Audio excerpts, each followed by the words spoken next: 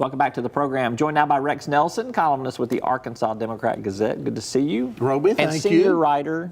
I'm going to get all your title in there. That's fine. You take it all. Senior editor. Senior editor, but that's when you get old. They put senior in front of whatever it is. All right, I want to talk about pure politics today. I want to talk about some of these ballot proposals that are floating around. Well, we're going to have an exciting fall, aren't we? I think so. Yeah. I think that there's going to be, I'm not sure everything makes it, but there will be a lot going on. Let's begin with the issue of term limits. Turned in the most signatures a little over a week ago to the Secretary of State. In this age of public corruption headlines, does term limits pass 75% or 85%? Yeah, I think you're on to it. I think it's an easy sell right now. I mean, I think a lot of Arkansans have about decided that we have a culture of corruption in the Arkansas legislature. I mean, it seems like something new every week now comes out, and it is centered on former or current Arkansas legislators. And so I think term limits, frankly, is an easy sell to voters going into the fall. Yeah, and this particular proposal, I think, caps all service at 10 years total. Exactly. We've got a story that we're working on that will show what that turnover may mean for the state legislature.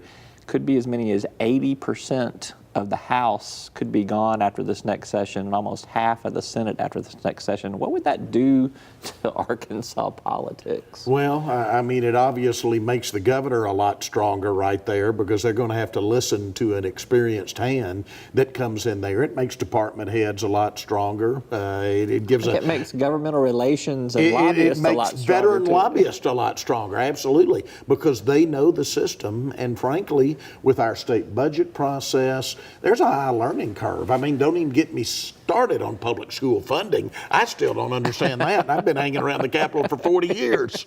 Does this potential public corruption, term limits, you throw that in the mix with issue 1, the tort reform proposal right there, where one of the partial changes of that amendment is for the legislature to take over some of the rule writing responsibilities of the judiciary. Is that a powerful or effective absolutely. message? Once more, I think that is a very effective message for those who want to defeat the tort reform, to say, do you want the legislature involved in this? You know, you put a John Wood picture up there on the screen. I think it can be a very powerful message for them. How much do you want the legislative hand in our state judicial branch now? Yeah, because the messaging debate had been, I think, shaping up to be, basically trial lawyers and the fact that you shouldn't put a price on, grandma in the nursing home, human life.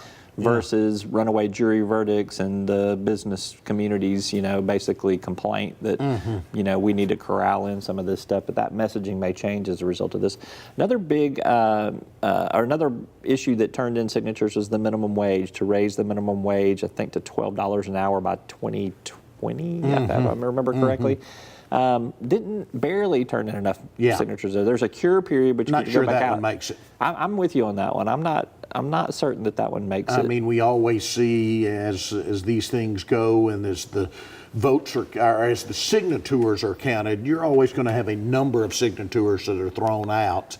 And so I'm not sure that one makes the ballot. And even if it does make the ballot, I'm not sure how much traction it gains. Yeah. All right. How about casinos for highways? Well, I think that one is going to make the ballot, and I'm not sure that it doesn't pass, to be honest with you. Yeah. There's going to be a lot of money behind it. For starters, gives me confidence.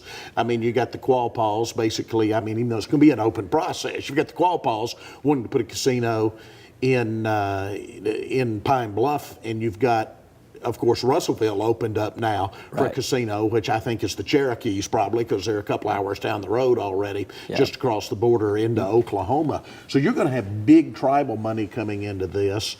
And I just think the mores have changed in Arkansas. I mean, gambling, we're surrounded by it. We've got what, in essence, although it's quote-unquote games of skill, casinos already at Oakland and Southland. And basically what this would do, it would make the change where they would have actual dealers now. It wouldn't be exclusively electronic anymore. Yeah, and you mentioned, too, with the Quapaws and with the Cherokees, those are typically two groups that would have been protecting turf outside of the state you have them as allies in your camp right there, and you've got a different dynamic. Then you've cut in to a certain extent, even though they're not involved in the campaign. I make that clear. But Southland and Oaklawn to try to keep them from actively opposing it. All right. There's one other issue that nobody's talking about a whole lot out there, but it was a legislative referred one, and it's for voter ID as part of the Constitution. This one may be a little bit more like term limits. There seems to be a lot of consensus. I see in my social media feeds from left and right, although the Democrats may push back more on this voter ID thing, I still see a lot of people going, I don't have a problem with presenting ID because I have to do it in so many other places. Can they mount a significant enough push to keep that from passing? No, I think it passes. I think your better chance of keeping that from becoming part of the Constitution is probably a legal challenge somehow. But at the ballot box, I think Arkansas voters, a majority of them, will support that. All right, let's flip and talk about what you've been writing about and what you may be writing about in the near future. You and I were in Springdale not too long ago for a day's worth of forums. I have advocated and said this publicly a couple of times. I think Springdale's the next downtown to explode. Absolutely. Here's the thing about Springdale, and in Sunday's Democrat Gazette, I've got a whole perspective cover on that. You know, they kind of trailed what happened, of course, around the square in Fayetteville, and then Bentonville took off. To a certain extent, some things starting to happen in Rogers.